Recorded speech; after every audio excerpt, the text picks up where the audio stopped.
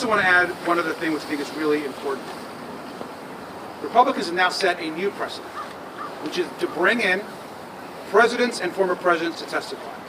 So we're once again going to make that call that we did yesterday.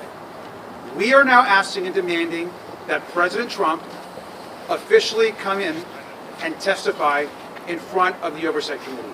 He appears in the Epstein files next to Jeffrey Epstein and Ghislaine Maxwell almost more than anybody else. So it's time for the president to answer questions about why files are missing from the DOJ, why there's been a White House cover-up, and why we continue in that administration to call this investigation a hoax.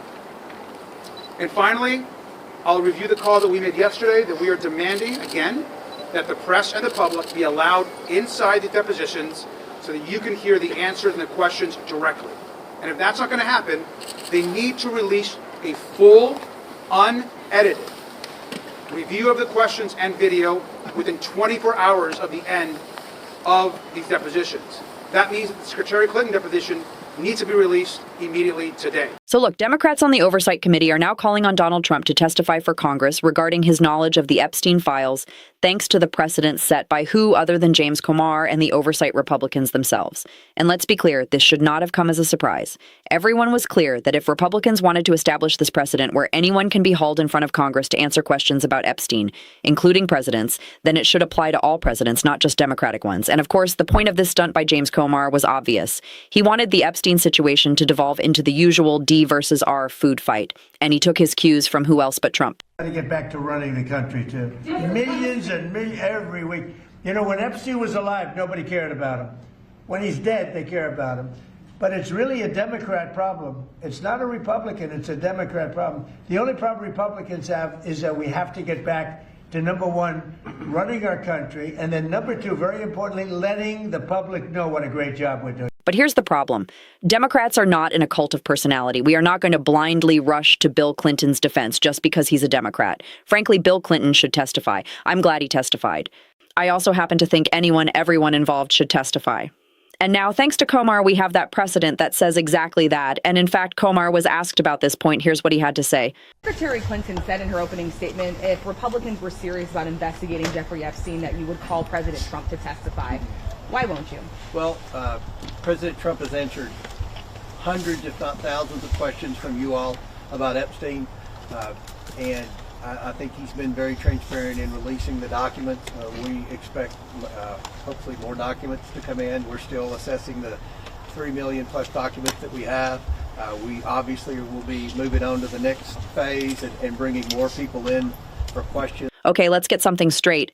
Answering questions about Epstein by lying is not transparency. It's just lying. Making yourself available to the press so you can spew is not transparency. It's just lying. By Comar's logic, answers like these would be sufficient to say that Trump has already answered for all of his Epstein connections in a satisfactory manner. Are you still talking about Jeffrey Epstein?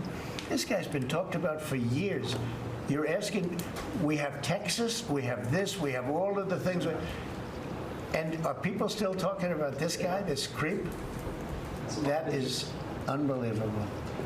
Do you want to waste the time, and do you feel like answering? I don't mind answering. I mean, I can't believe you're asking a question on Epstein at a time like this where we're having some of the greatest success and also tragedy with what happened in Texas. It just seems like a desecration, but you go ahead. So apparently that right there was sufficient for James Comar, Mr. Serious Investigation.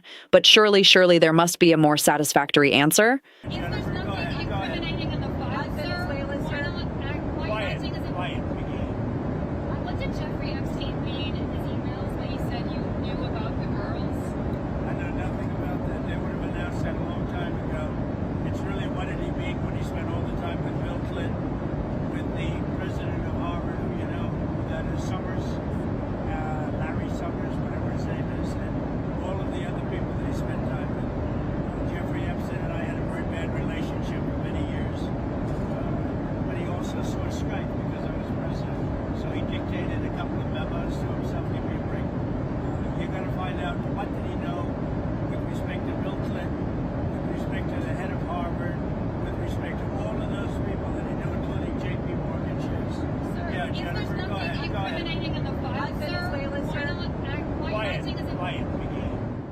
Ah, yes. Nothing says transparency quite like calling a female reporter piggy when she tries to ask a question about Epstein.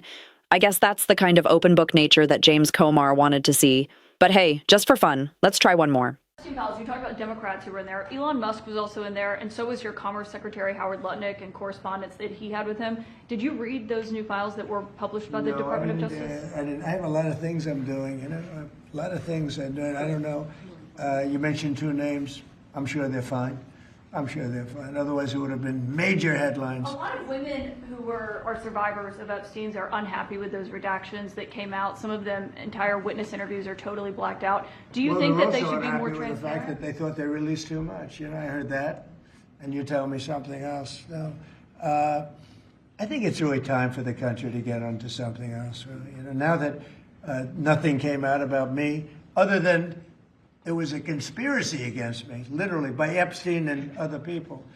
But I think it's time now for the country to maybe get onto something else. What would you say to people like who feel like they haven't gotten healthcare, justice, Mr. President? something that people care about. Yeah, what did you say? Go ahead. What would you say to the survivors who feel like they haven't gotten You are the justice? worst reporter. No wonder CNN has no ratings because of people like you. She's a young woman. I don't think I've ever seen you smile. I've known you for 10 years. I don't think I've ever seen a smile on your face. You know why? You know why you're not smiling? Because you know you're not telling the truth, and you're a very dishonest organization, and they should be ashamed of you. Okay, go ahead. Ah, that must be the very satisfactory response from Donald Trump that James Comar was looking for. I could see how a deposition for Trump wouldn't even be necessary since he's already been so transparent. Right, James? I actually asked Congressman Ro Khanna about the likelihood of hauling Donald Trump in front of Congress to testify. Here's what he had to say. What's he going to do? The first thing, we're going to subpoena Trump. So the reality is that Trump has far more at stake on this. He's the one who actually has to answer a lot of the questions. And I actually think Comer has set a trap, because now when you have Bill Clinton willing to testify and Hillary Clinton willing to testify, any rich and powerful person in America can evade testimony. And that is, in my view, actually a good thing. I mean, we need a clearing of this elite class, the Epstein class, that was callow, immature, reckless, that basically went to an island with a convicted pedophile, did business ventures with a convicted pedophile because they were so interested in being part of this elite, because they thought they were above the law. So now look, I have been crystal clear for months now. Anyone who has information about Jeffrey Epstein should testify. That includes Democrats and Republicans. But what's happening here at the hands of these Republicans is not transparency. It is a stunt. They heard Trump's little clarion call to make this a, quote, Democrat problem, and they're following orders. The notion that Hillary Clinton, who is not mentioned once in the Epstein files, would testify before the guy who's mentioned 38,000 times is a testament to exactly that. The fact that Attorney General lied about the files being on her desk is a testament to that. The fact that those right-wing influencers waved around their fake little binders is a testament to that. The fact that Ghislaine Maxwell was moved to a low-security prison is a testament to that. The fact that it's more than 2 months after the Epstein files were supposed to be released because of the Epstein Files Transparency Act, and 3 million files haven't yet been released is a testament to that. It could not be more obvious that the U.S. government under Donald Trump is engaged in a systematic cover-up to protect a pedophile ring. And while all of these Republicans parade the Clintons around and cosplay as champions for transparency, the reality is that they could have actual transparency if they wanted it. But they'd rather stay in Trump's good graces than expose him for what he truly is. Before you go, if you enjoyed this content and you want to see more and support independent media, please subscribe to this channel. The subscribe button will be right here on the screen. This is Sophie Bennett. Thanks for watching.